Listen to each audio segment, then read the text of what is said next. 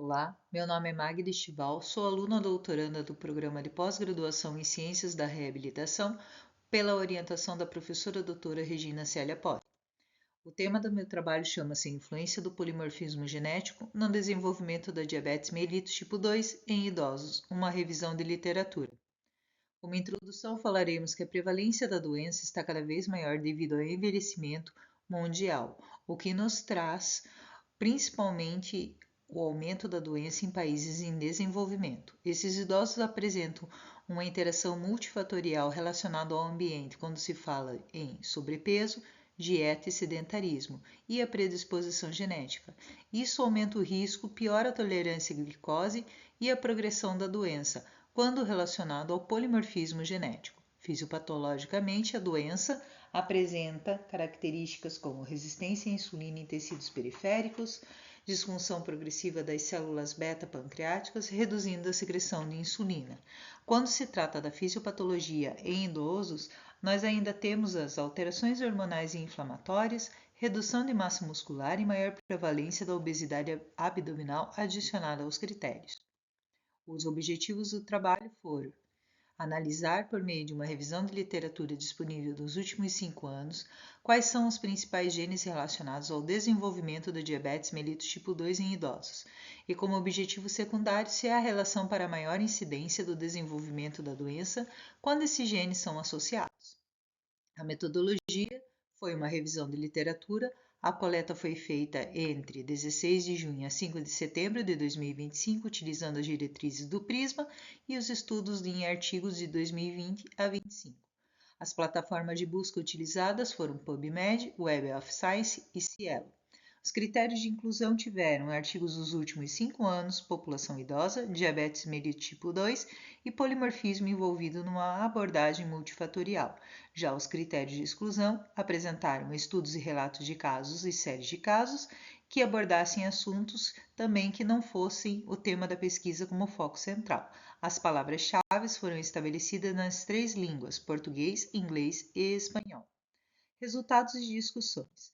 Nesse fluxograma de etapas, podemos observar que 70 artigos foram identificados dentro das plataformas de pesquisa, sendo removidos pela triagem 18 que estavam duplicados, 32 pela leitura do resumo, sobrando 20. Desses 20 com leitura completa, 10 foram retirados por fora da faixa etária de estudo da população-alvo, ou não abordavam o assunto da pesquisa como foco central, ou estudo de caso e relato de série de caso, o que restou 10 estudos para o trabalho ser realizado. A tabela número 1 nos mostra que os principais genes com o desenvolvimento da diabetes mellitus tipo 2 são TCF7L2, PPARG, KCNJ11 e o IRS1, pois afetam a secreção de insulina.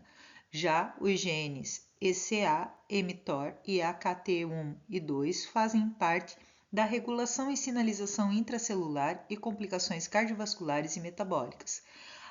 Todos eles aparecem recorrentemente na bibliografia, mostrando que esses genes clássicos interagem com genes de sinalização metabólica. Além do que, o mais associado ao desenvolvimento do risco da doença em questão é o TCF7L2 com o SNP 7903146. Já a tabela número 2 nos apresenta que a combinação das variantes de alto risco, como os genes TCF7L2 combinado com o gene PPARG, aumenta significativamente o risco do desenvolvimento da doença diabetes. E a combinação dos polimorfismos e variantes apresentados nesse momento de risco elevado, que são esses genes aqui em questão, nos mostram que apresentam deficiência na insulina e maior resistência insulínica, além do maior risco cardiovascular e inflamatório devido à influência do gene ECA. Além do que, a diabetes mellitus tipo 2, na população idosa, prevalentemente apresenta-se assintomática, trazendo para nós um diagnóstico tardio. O polimorfismo pode acelerar a progressão do diabetes mellitus tipo 2 em idosos quando comparado ao gene isolado, o que torna as características bem limitadas. o prognóstico reduzido em idosos quando comparados a adultos jovens, pois os idosos têm fatores clínicos acumulados pela idade e ambiente que estão inseridos. Concluindo o nosso trabalho, foi possível concluir a existência preditiva do prognóstico de diabetes mellitus tipo 2 em idosos quando existe associação das variantes genéticas, mas esse risco raramente se apresenta isolado. A literatura nos aponta que o polimorfismo TCF7L2 é o que mostra a maior prevalência da associação com a diabetes.